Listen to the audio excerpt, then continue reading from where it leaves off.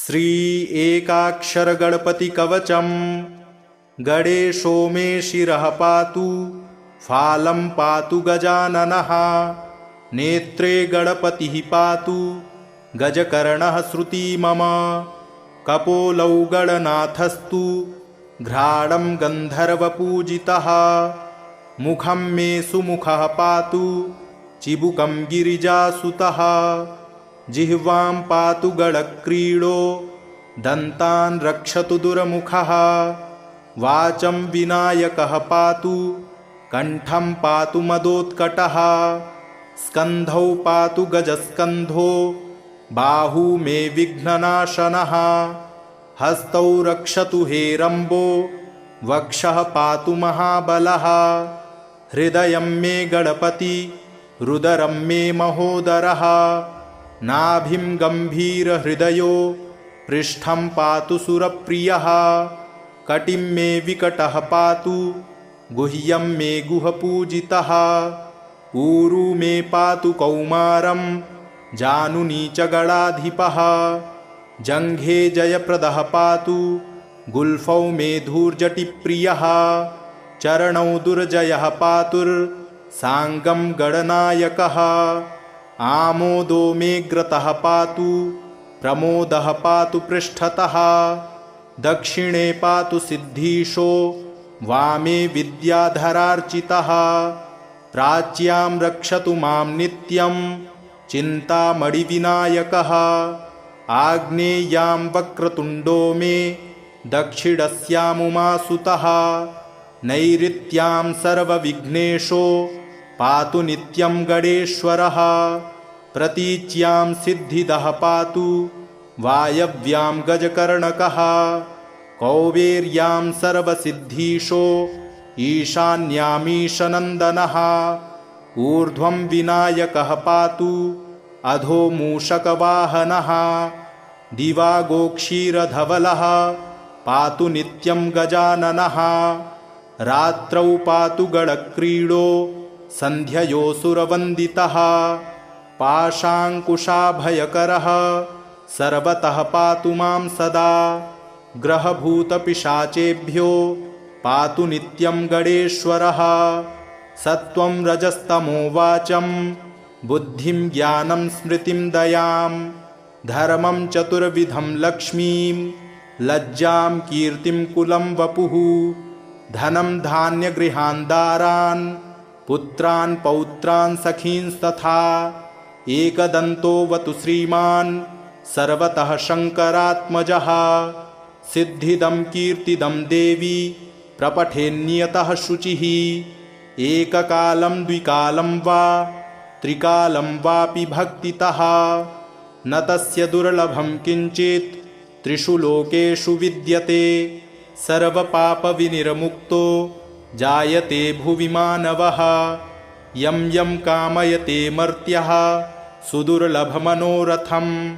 तं तं प्राप्नोति सकलं षाण्मासान्नात्र संशयः मोहनस्तम्भनाकर्ष मारणोच्चाटनं वशं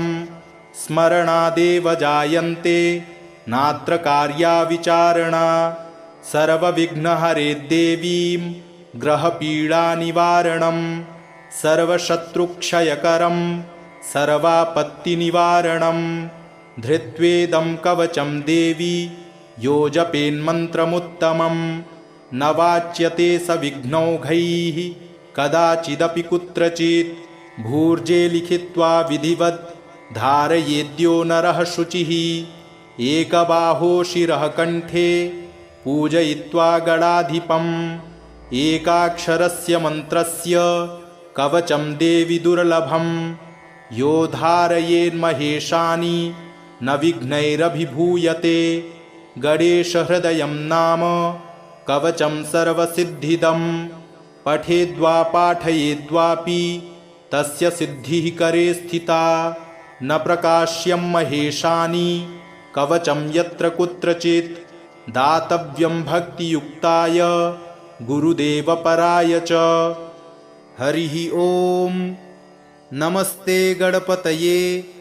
त्वमेव प्रत्यक्षं तत्त्वमसि त्वमेव केवलं कर्तासि त्वमेव केवलं धर्तासि त्वमेव केवलं हर्तासि त्वमेव सर्वं खल्विदं ब्रह्मासि त्वं साक्षादात्मासि नित्यं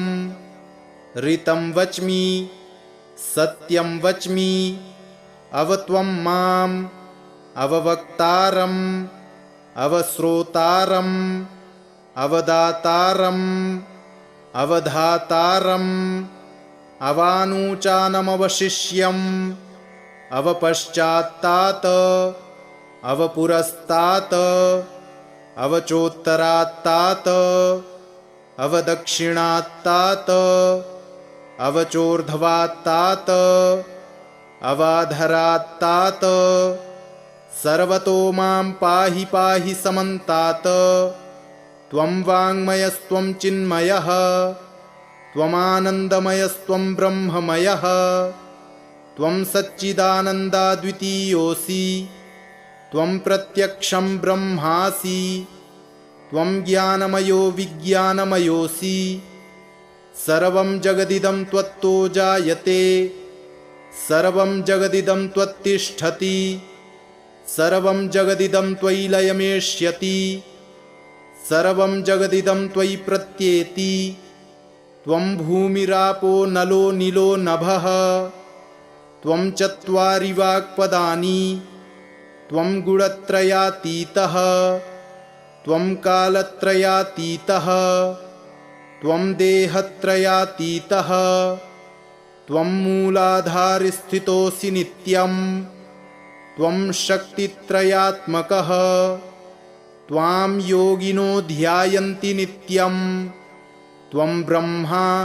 त्वं विष्णुस्त्वं रुद्रस्त्वमिन्द्रस्त्वम् अग्निस्त्वं वायुस्त्वं सूर्यस्त्वं चन्द्रमास्त्वं ब्रह्म भूर्भुवः सुरोम गणादिं पूर्वमुच्चार्य वरणादिं तदनन्तरम् अनुस्वारः परतरः अर्धेन्दुलसितं तारेणरुद्धम् एतत्तव मनुस्वरूपं गकारः पूर्वरूपम् अकारो मध्यमरूपम् अनुस्वारश्चान्त्यरूपम् बिन्दुरुत्तररूपम् नादः सन्धानम् संहिता सन्धिः सैषा गणेशविद्या गणकऋषिः निच्छृद्गायत्री छन्दः श्रीमहागणपतिर्देवता ॐ गं गणपतये नमः एकदन्ताय विद्महे वक्रतुण्डाय धीमहि तन्नो दन्ती प्रचोदयात् एकदन्तं चतुर्हस्तं पाशमङ्कुशधारिणम् अभयं वरदं हस्तैर्बिभ्राणं मूषकध्वजं रक्तं लम्बोदरं शूर्पकर्णकं रक्तवाससं रक्तगन्धानुलिप्ताङ्गं रक्तपुष्पैः सुपूजितं भक्तानुकम्पिनं देवं जगत्कारणमच्युतम् आविर्भूतं च सृष्ट्यादौ प्रकृतेः पुरुषात् परम् एवं ध्यायति यो नित्यं स योगी योगिनां वरः। नमो व्रातपतये नमो गणपतये नमः प्रमथपतये नमस्ते स्तुलम्बोदरायैकदन्ताय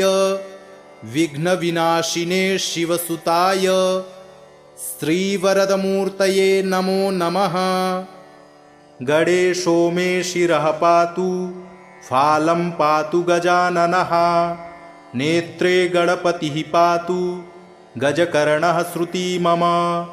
कपोलौ गणनाथस्तु घ्राणं गन्धर्वपूजितः मुखं मे सुमुखः पातु चिबुकं गिरिजासुतः जिह्वां पातु गणक्रीडो दन्तान् रक्षतु दुर्मुखः वाचं विनायकः पातु कण्ठं पातु मदोत्कटः स्कन्धौ पातु गजस्कन्धो बाहू मे विघ्ननाशनः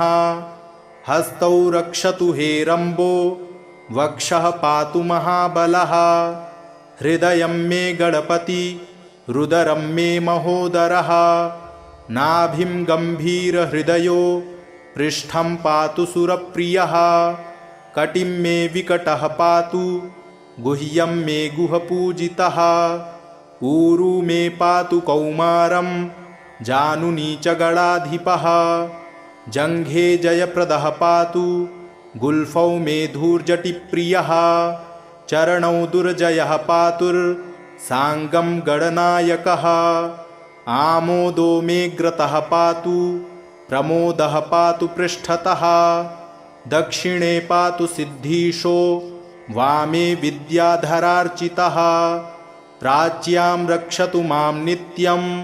चिन्तामणिविनायकः आग्नेयां वक्रतुण्डो मे दक्षिणस्यामुमासुतः नैऋत्यां सर्वविघ्नेशो पातु नित्यं गणेश्वरः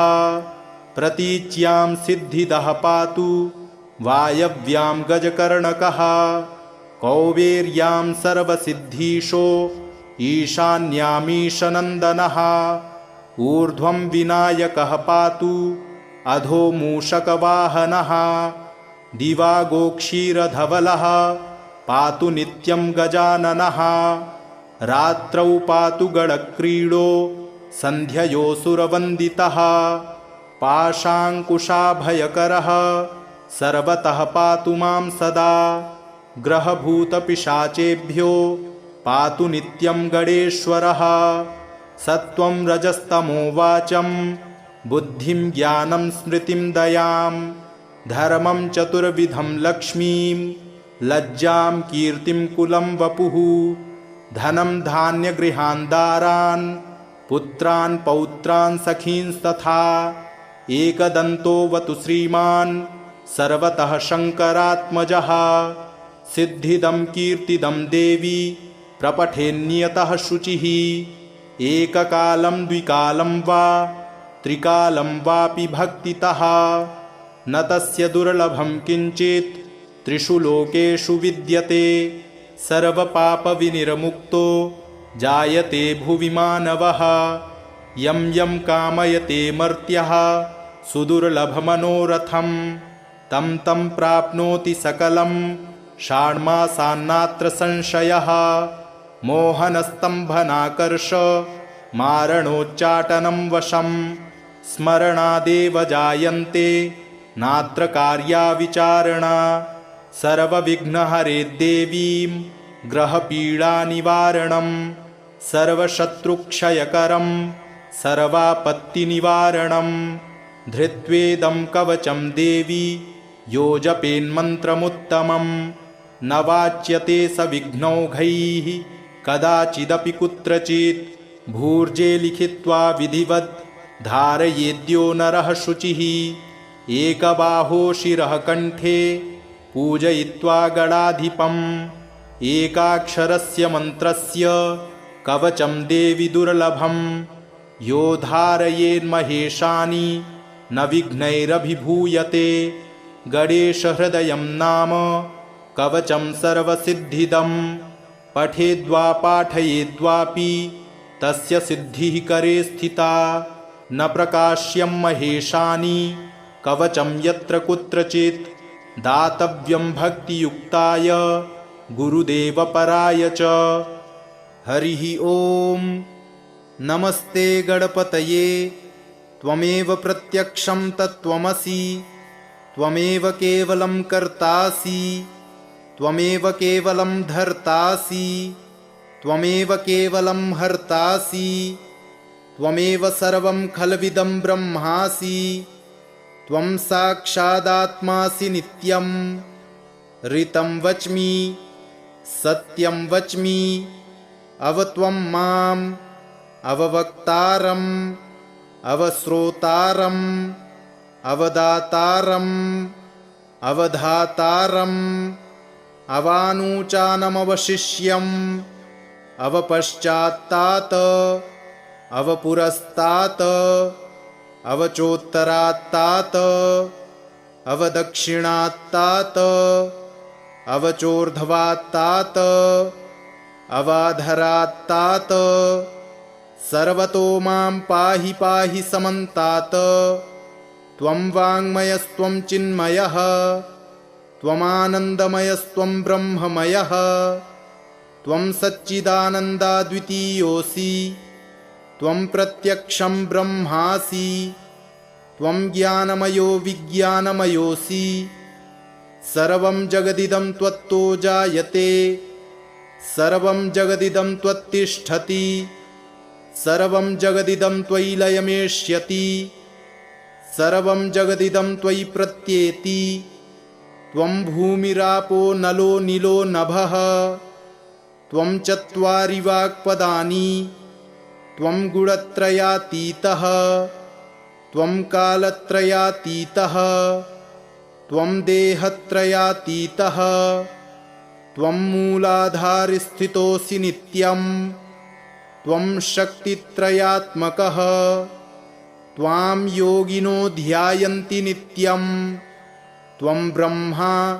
त्वं विष्णुस्त्वं रुद्रस्त्वमिन्द्रस्त्वं अग्निस्त्वं वायुस्त्वं सूर्यस्त्वं चन्द्रमास्त्वं ब्रह्म भूर्भुवः सुरोम गणादिं पूर्वमुच्चार्य वरणादिं तदनन्तरम् अनुस्वारः परतरः अर्धेन्दुलसितं तारेणरुद्धम् एतत्तव मनुस्वरूपं गकारः पूर्वरूपम् अकारो मध्यमरूपम् अनुस्वारश्चान्त्यरूपम् बिन्दुरुत्तररूपम् नादः सन्धानम् संहिता सन्धिः सैषा गणेशविद्या गणकऋषिः निच्छृद्गायत्री छन्दः श्रीमहागणपतिर्देवता। ॐ गं गणपतये नमः। एकदन्ताय विद्महे वक्रतुण्डाय धीमहि तन्नो दन्ती प्रचोदयात्।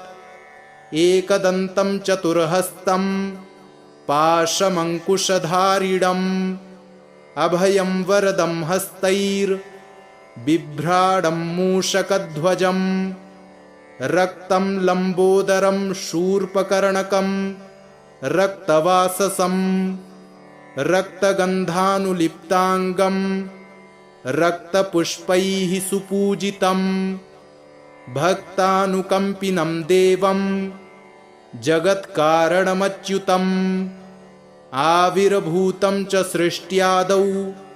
प्रकृतेः पुरुषात् परम् एवं ध्यायति यो नित्यं स योगी योगिनां वरः। नमो व्रातपतये नमो गणपतये नमः प्रमथपतये नमस्तेऽस्तु लम्बोदरायैकदन्ताय विघ्नविनाशिने शिवसुताय श्रीवरदमूर्तये नमो नमः। गणेशो मे शिरः पातु फालं पातु गजाननः नेत्रे गणपतिः पातु गजकर्णः श्रुती मम कपोलौ गणनाथस्तु घ्राणं गन्धर्वपूजितः मुखं मे सुमुखः पातु चिबुकं गिरिजासुतः जिह्वां पातु गणक्रीडो दन्तान् रक्षतु दुर्मुखः वाचं विनायकः पातु कण्ठं पातु मदोत्कटः स्कन्धौ पातु गजस्कन्धो बाहू मे विघ्ननाशनः हस्तौ रक्षतु हेरम्बो वक्षः पातु महाबलः हृदयं मे गणपति रुदरं मे महोदरः नाभिं गम्भीरहृदयो पृष्ठं पातु सुरप्रियः कटिं मे विकटः पातु गुह्यं मे गुहपूजितः ऊरू मे पातु कौमारं जानुनी च गणाधिपः जङ्घे जयप्रदः पातु गुल्फौ मे धूर्जटिप्रियः चरणौ दुर्जयः पातुर्साङ्गं गणनायकः आमोदो मे ग्रतः पातु प्रमोदः पातु पृष्ठतः दक्षिणे पातु सिद्धीशो वामे विद्याधरार्चितः प्राच्यां रक्षतु मां नित्यं चिन्तामणिविनायकः आग्नेयां वक्रतुण्डो मे दक्षिणस्यामुमासुतः नैऋत्यां सर्वविघ्नेशो पातु नित्यं गणेश्वरः प्रतीच्यां सिद्धिदः पातु वायव्यां गजकर्णकः कौबेर्यां सर्वसिद्धीशो ईशान्यामीशनन्दनः ऊर्ध्वं विनायकः पातु अधो मूषकवाहनः दिवागोक्षीरधवलः पातु नित्यं गजाननः रात्रौ पातु गणक्रीडो सन्ध्ययोऽसुरवन्दितः पाशाङ्कुशाभयकरः सर्वतः पातु मां सदा ग्रहभूतपिशाचेभ्यो पातु नित्यं गणेश्वरः सत्त्वं रजस्तमो वाचं बुद्धिं ज्ञानं स्मृतिं दयां धर्मं चतुर्विधं लक्ष्मीं लज्जां कीर्तिं कुलं वपुः धनं धान्यगृहान् दारान् पुत्रान् पौत्रान् सखींस्तथा एकदन्तोऽवतु श्रीमान् सर्वतः शङ्करात्मजः सिद्धिदं कीर्तिदं देवी प्रपठेन्नियतः शुचिः एककालं द्विकालं वा त्रिकालं वापि भक्तितः न तस्य दुर्लभं किञ्चित् त्रिषु लोकेषु विद्यते सर्वपापविनिर्मुक्तो जायते भुवि मानवः यं यं कामयते मर्त्यः सुदुर्लभमनोरथं तं तं प्राप्नोति सकलं षाण्मासान्नात्र संशयः मोहनस्तम्भनाकर्ष मारणोच्चाटनं वशं स्मरणादेव जायन्ते नात्र कार्या विचारणा सर्वविघ्नहरे देवीं ग्रहपीडानिवारणं सर्वशत्रुक्षयकरं सर्वापत्तिनिवारणं धृत्वेदं कवचं देवी यो जपेन्मन्त्रमुत्तमं न वाच्यते स विघ्नौघैः कदाचिदपि कुत्रचित् भूर्जे लिखित्वा विधिवत् धारयेद्यो नरः शुचिः एकबाहो शिरः कण्ठे पूजयित्वा गणाधिपम् एकाक्षरस्य मन्त्रस्य कवचं देवि दुर्लभं यो धारयेन्महेशानि न विघ्नैरभिभूयते गणेशहृदयं नाम कवचं सर्वसिद्धिदं पठेद्वा पाठयेद्वापि तस्य सिद्धिः करे स्थिता न प्रकाश्यं महेशानि कवचं यत्र कुत्रचित् दातव्यं भक्तियुक्ताय गुरुदेवपराय च। हरिः ॐ नमस्ते गणपतये त्वमेव प्रत्यक्षं तत्त्वमसि त्वमेव केवलं कर्तासि त्वमेव केवलं धर्तासि त्वमेव केवलं हर्तासि त्वमेव सर्वं खल्विदं ब्रह्मासि त्वं साक्षादात्मासि नित्यं ऋतं वच्मि सत्यं वच्मि अवत्वं माम् अववक्तारम् अवश्रोतारम् अवदातारम् अवधातारम् अवानूचानमवशिष्यम् अवपश्चात्तात् अवपुरस्तात् अवचोत्तरात्तात् अवदक्षिणात्तात् अवचोर्ध्वात्तात् अवाधरात्तात्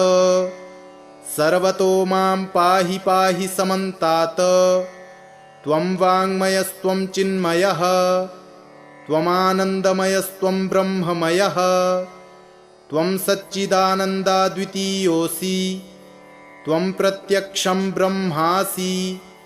त्वं ज्ञानमयो विज्ञानमयोऽसि सर्वं जगदिदं त्वत्तो जायते सर्वं जगदिदं त्वत्तिष्ठति सर्वं जगदिदं त्वयि लयमेष्यति सर्वं जगदिदं त्वयि प्रत्येति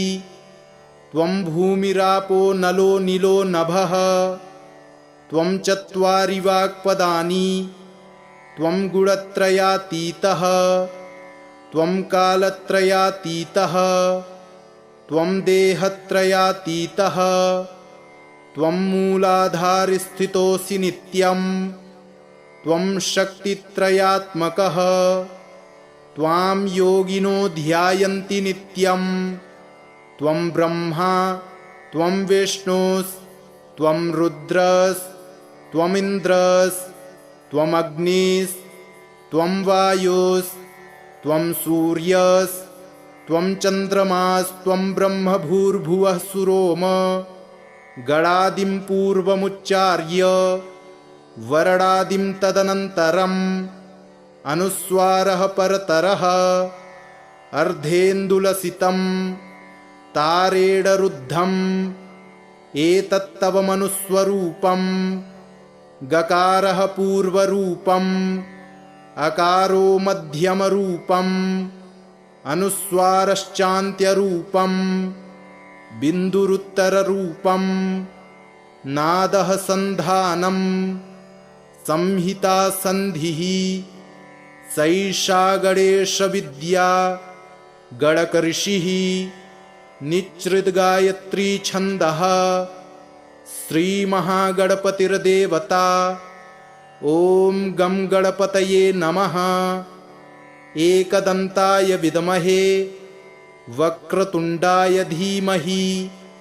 तन्नो दन्ती प्रचोदयात् एकदन्तं चतुर्हस्तं पाशमङ्कुशधारिणम् अभयं वरदं हस्तैर्बिभ्राडं मूषकध्वजं रक्तं लम्बोदरं शूर्पकर्णकं रक्तवाससं रक्तगन्धानुलिप्ताङ्गं रक्तपुष्पैः सुपूजितं भक्तानुकम्पिनं देवं जगत्कारणमच्युतम् आविर्भूतं च सृष्ट्यादौ प्रकृतेः पुरुषात् परम् एवं ध्यायति यो नित्यं स योगी योगिनां वरः नमो व्रातपतये नमो गणपतये नमः प्रमथपतये नमस्तेऽस्तु लम्बोदरायैकदन्ताय विघ्नविनाशिने शिवसुताय श्रीवरदमूर्तये नमो नमः इति श्रीगणपति अथर्वशीर्षं सम्पूर्णम्।